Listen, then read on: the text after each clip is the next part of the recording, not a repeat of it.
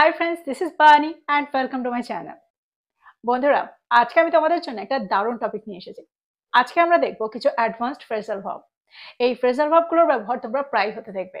নিজেদের সেন্টেন্সগুলোকে যদি আরো একটু অ্যাডভান্সড করে তুলতে চাও, এই ফ্রেজাল ভার্বগুলোর সঠিক ব্যবহার জেনে নাও। দেখো, ফ্রেজাল ভার্ব দেখে ভয় পেয়ে যেও না। ফ্রেজাল ভার্বগুলোকে ব্যবহার করতে না জানলে ইংরেজি বলাটা সত্যিই অসম্ভব। কারণ প্রতিটা মুহূর্তেই প্রায় তোমরা ফ্রেজাল ভার্বের ব্যবহার দেখতে পাবে। দেখো, আজকে আমরা সত্যি বেশ কয়েকটা অ্যাডভান্সড ফ্রেজাল ভার্ব দেখতে চলেছি, যেমন bottle up, bottle out, phrasal out, smooth over, মাগ আপ। এই ফ্রেজাল ভার্বগুলোর ব্যবহার জানা প্রচন্ড দরকার, কারণ এগুলোকে ব্যবহার করে তোমরা তোমাদের সেন্টেন্সগুলোকে অ্যাডভান্সড করে তুলতে পারবে আর অনেক বাংলা বাক্যকে খুব সহজেই তোমরা ইংরেজিতে ট্রান্সলেট করতে পারবে। আমি প্রত্যেকটা ফ্রেজাল ভার্বের সঙ্গে এক্সাম্পল দিয়ে তোমাদেরকে বুঝিয়ে দেওয়ার চেষ্টা করব সেন্টেন্সে আমরা এগুলোকে ঠিক কিভাবে ব্যবহার করি, কোন অর্থে ব্যবহার করি। তো তোমরা বুঝতে পারছো আজকের ভিডিওটা কতটা ইম্পর্টেন্ট। তোমরা কোথাও যাবে না, আমার সাথে ভিডিওটা একদম শেষ পর্যন্ত থাকবে। যারা চ্যানেলে নতুন অর্থাৎ প্রথম আমার ভিডিও দেখছো তারা প্লিজ চ্যানেলটাকে সাবস্ক্রাইব করে নিও, তাহলে যখনই আমি ভিডিও আপলোড করবো তোমরা নোটিফিকেশন পেয়ে যাবে। তো আর দেরি না করে চলো শুরু করা যাক আজকের ভিডিও। সবার আগে আমরা যে ফ্রেজাল ভার্বটা দেখবো সেটা হলো বটল আপ। বটল আপ, দেখো সেন্টেন্সে আমরা বটল আপের ব্যবহার তখন করি যখন আমরা বোঝাতে চাই মনের মধ্যে কোনো কিছু চেপে রাখা। চেপে রাখার অর্থে আমরা সেন্টেন্সে এই স্ট্রাকচারটা ব্যবহার করে থাকি। আমরা আমাদের ইমোশনগুলোকে, অনুভূতিগুলোকে চেপে রাখি, আমরা আমাদের রাগটাকে চেপে রাখি। তো এরকম অর্থে আমরা সেন্টেন্সে এই ফ্রেজাল ভার্বটা ব্যবহার করতে পারি। সেন্টেন্স দেখো, তিনি মিটিং এর সময় তার রাগটা চেপে রেখেছিলেন। He bottled up his anger during the meeting. Bottled up his anger during the meeting.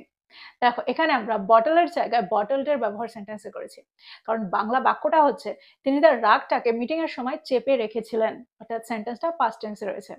R বটলের second form হলো বটলড, ঠিক সেই কারণে এখানে আমরা বটলড আপের ব্যবহার করেছি।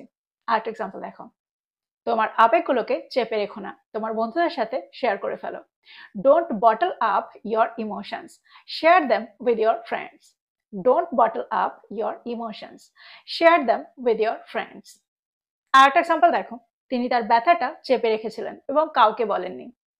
She bottled up her pain and didn't tell anyone.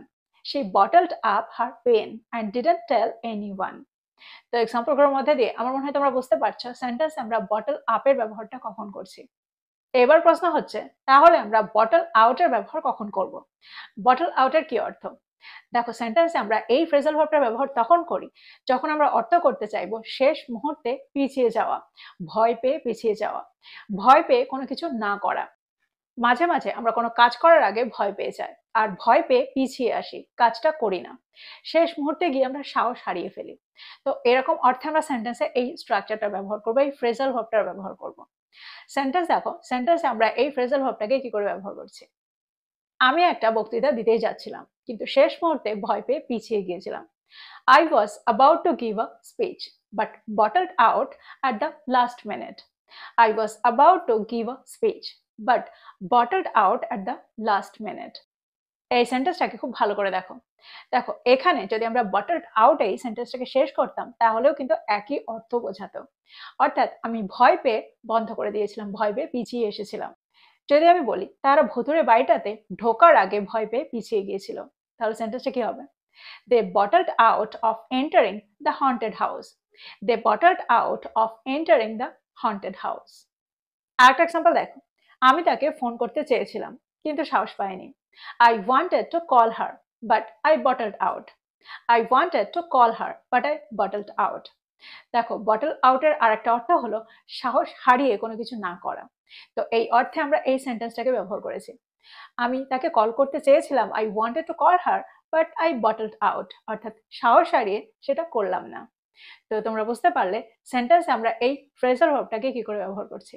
খুব সুন্দর একটা ফ্রেজাল ভার্ব প্রায়ই আমাদের ব্যবহার করতে হয়। তোমরা এটাকে নোট ডাউন করো আর সেন্টেন্স তৈরি করো। এবার যে ফ্রেজাল ভার্বটা আমরা দেখবো সেটা হলো স্মুথ ওভার। স্মুথ ওভার, যার অর্থ হলো মিটমাট করে ফেলা, but in a diplomatic way. দেখো, আমরা যখন সেন্টেন্সে অর্থ করতে চাই বুঝিয়ে সুঝিয়ে মিটমাট করে ফেলা বা ব্যাপারটাকে বা সমস্যাটাকে হালকা করে ফেলা, তখন আমরা সেন্টেন্সে এই ফ্রেজাল ভার্বটার ব্যবহার করে থাকি, স্মুথ ওভারের ব্যবহার করে থাকি। সেন্টেন্স দেখো, সেন্টেন্সে আমরা স্মুথ ওভারকে কি করে ব্যবহার করছি। সে তার বন্ধুদের মধ্যে ঝগড়াটা মিটমাট করে ফেলার চেষ্টা করেছিল বা তর্কতর্কিটা মিটমাট করে ফেলার চেষ্টা করেছিল। He tried to smooth over the argument between his friends. He tried to smooth over the argument between his friends. দেখো এখানে আমরা এই সেন্টেন্সটাতে যে ফ্রেজাল ভার্বটা ব্যবহার করেছি, এই ফ্রেজাল ভার্বটাকে আমরা একসাথে রেখেছি। দ্যাট মিনস স্মুথ ওভারকে আমরা একসাথে রেখেছি, কিন্তু এটাকে আমরা আলাদা আলাদা ভাবেও ব্যবহার করতে পারি। That means smooth the argument over, এটাও আমরা সেন্টেন্সে বলতে পারি। তাদের ঝগড়া হয়েছিল, কিন্তু সে এটা দ্রুত মিটমাট করে ফেলেছিল। They had a fight, but he quickly smoothed it over. They had a fight, but he quickly smoothed it over. সে একটা রসিকতা করে তার রূঢ় মন্তব্যটা হালকা করে দিয়েছিল, বা আমরা এটাও বলতে পারি সে একটা রসিকতা করে তার অভদ্র মন্তব্যটাকে হালকা করে দিয়েছিল। He smoothed over his rude comment by making a joke. He smoothed over his rude comment by making a joke. দেখো এই সেন্টেন্সটাতে আমরা এই ফ্রেজাল ভার্বটাকে আলাদাও রাখতে পারি। He smoothed his rude comment over by making a joke. He smoothed his rude comment over by making a joke. তো তোমরা বুঝতে পারলে সেন্টেন্সে আমরা এই ফ্রেজাল ভার্বটাকে কি করে ব্যবহার করছি। পরেরটা হলো ফিজল আউট। ফিজল আউট সেন্টেন্সে প্রায় তোমরা এই ফ্রেজাল ভার্বটা ব্যবহার হতে দেখবে। দেখো এই ফ্রেজাল ভার্বটাকে আমরা সেন্টেন্সে তখন ব্যবহার করি যখন আমরা অর্থ করতে চাই আস্তে আস্তে নিভে যাওয়া, আস্তে আস্তে বন্ধ হয়ে যাওয়া, আস্তে আস্তে কমে যাওয়া, বা আস্তে আস্তে ফিকে হয়ে যাওয়া। এরকম অর্থে আমরা সেন্টেন্সে এই ফ্রেজাল ভার্বটা ব্যবহার করে থাকি। প্রায় আমাদের এই ধরনের কথা বলতে হয়। তার উদ্দীপনাটা কয়েকদিন পরে আস্তে আস্তে ফিকে হয়ে গিয়েছিল। His enthusiasm fizzled out after a few days. His enthusiasm fizzled out after a few days. ফিজল আউটের জায়গায় আমরা ফিজলড আউটের ব্যবহার এই জন্য করছি কারণ সেন্টেন্সটা পাস্ট টেন্সে রয়েছে। আরেকটা এক্সাম্পল দেখো, আগুনটা কয়েক মিনিটের মধ্যে আস্তে আস্তে নিভে গিয়েছিল। The fire fizzled out after a few minutes. The fire fizzled out after a few minutes. অসুবিধার সম্মুখীন হয়ে তার প্রেরণাটা আস্তে আস্তে কমে গিয়েছিল, বা আমরা এটাও বলতে পারি যখন সে অসুবিধার সম্মুখীন হয়েছিল তখন তার প্রেরণাটা আস্তে আস্তে কমে গিয়েছিল। সেন্টেন্সটা কি হবে? His motivation fizzled out when he faced difficulties. His motivation fizzled out when he faced difficulties. এবার যে ফ্রেজাল ভার্বটা আমরা দেখবো সেটা হলো act upon. act upon. দেখো সেন্টেন্সে আমরা এই ফ্রেজাল ভার্বটা ব্যবহার তখন করি যখন আমরা অর্থ করতে চাই কোনো কিছু অনুযায়ী কাজ করা বা কোনো পরামর্শ বা নির্দেশনা অনুসরণ করা। এরকম অর্থে আমরা সেন্টেন্সে act upon এর ব্যবহার করে থাকি।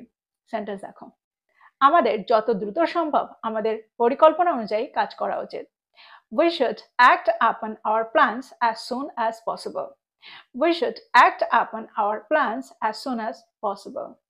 আমি তার সতর্কতা অনুযায়ী কাজ করিনি এবং এখন আমি এটা নিয়ে আফসোস করছি। I didn't act upon his warning and now I regret. I didn't act upon his warning and now I regret. তো তোমরা বুঝতে পারছো সেন্টেন্সে আমরা এই ফ্রেজাল ভার্বটাকে কি করে ব্যবহার করছি, কত সহজে ব্যবহার করছি। আর তোমরা নিশ্চয়ই পড়ে থাকবে বা শুনে থাকবে অ্যাক্ট আপনকে সেন্টেন্সে কতবার ব্যবহার করা হয়। এবার আমরা দেখব পরের ফ্রেজাল ভার্বটা। এবার যে ফ্রেজাল ভার্বটা আমরা দেখবো সেটা হলো মাগ আপ। মাগ up that means memorising something quickly, অর্থাৎ খুব তাড়াতাড়ি মনে রাখা। আমরা যেটাকে বলতে পারি মুখস্থ করে ফেলা। সেন্টেন্স দেখো, তাকে গণিত পরীক্ষার জন্য সমস্ত সূত্র মনে রাখতে হয়েছিল বা মুখস্থ করে ফেলতে হয়েছিল। He had to mug up all the formulas for the math exam. He had to mug up all the formulas for the math exam. আরেকটা এক্সাম্পল দেখো, শুধু পরীক্ষার জন্য মুখস্থ করো না, বিষয়গুলো বুঝতে চেষ্টা করো। Don't just mug up for exams. Try to understand the topics too. Don't just mug up for exams. Try to understand the topics too. তো তোমরা বুঝতে পারছো এক্সাম্পলগুলোর মধ্যে দিয়ে সেন্টেন্স আমরা মাগ আপকে কত সহজে ব্যবহার করি। এবার যেটা আমরা দেখবো সেটা হলো মাক ইন। মাক ইন যার অর্থ হলো কাজে যোগ দেওয়া, অর্থাৎ কোনো কাজে পার্টিসিপেট করা। আমরা প্রায় বলে থাকি কাজে হাত লাগাও, তোমাকেও কাজে যোগ দিতে হবে, না হলে কাজটা তাড়াতাড়ি শেষ করতে পারবো না। তো এরকম অর্থে আমরা সেন্টেন্সে মাক ইনের ব্যবহার করে থাকি।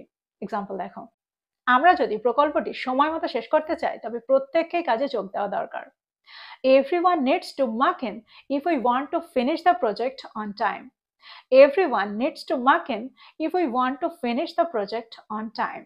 তো তোমরা বুঝতে পারছো এখানে আমরা মার্কিনকে ঠিক কোন অর্থে ব্যবহার করছি। আমাদের সবাইকে অফিসটি মিটিং এর জন্য প্রস্তুত করতে কাজে যোগ দিতে হবে। We all have to mark in to get the office ready for the meeting. We all have to mark in to get the office ready for the meeting. তো তোমরা বুঝতে পারছো এই দুটো সেন্টেন্সের মধ্যে দিয়ে সেন্টেন্স আমরা মার্কিনকে কি করে ব্যবহার করছি। এবার যে ফ্রেজাল ভার্বটা আমরা দেখবো সেটা হলো fathom out. fathom out, যার অর্থ হলো গভীরভাবে চিন্তা করে কিছু বুঝতে পারা, কিছু ফিগার আউট করতে পারা। সেন্টেন্স দেখো, সেন্টেন্স আমরা এই ফ্রেজাল ভার্বটা কি করে ব্যবহার করছি। কবিতাটির অর্থ বুঝতে আমার কিছুটা সময় লেগেছিল। It took me a while to fathom out the meaning of the poem. It took me a while to fathom out the meaning of the poem.